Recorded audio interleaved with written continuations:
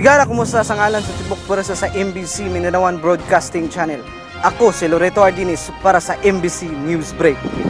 Gidagsaan sa katawhan ang gipahigayon nga motocross competition atol sa kapistahan sa Barangay Banadero, Ozamiz City, dili pa lamang dugay. Kini gumikan sa talagsaong gilas nga gipakita sa mga riders nga gikan sa mga nagkadaiyang dapit sa Pilipinas.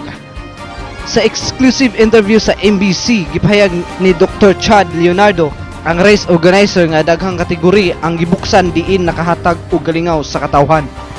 Ang nasangpit nga kompetisyon napahigayon gumikan sa paningkamot ni Barangay Kapitan Sheila Marie Parohinog Agunoy ug sa mga sakop sa konseho sa barangay. Gidugang pa ni Dr. Leonardo. Ito sa atong beginner ug novice nata si James Livet gikan sa Bukidnon, si JV Lim gikan sa I think sa Ipil sila gikan. Dayon ang ato apo diri katong akong anak si Jello Leonardo ug katong mga neighboring nato nga mga racers gikan, mga riders gikan sa Molave, sa Tabok, sa Maranding, sa Kapatagan.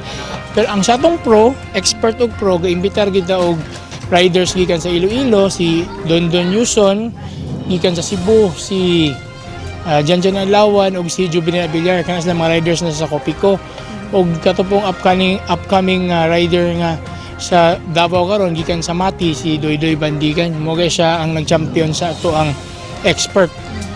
Nag-iimbitar pasab nato sila ang Lagrada Brothers gikan sa Agusan.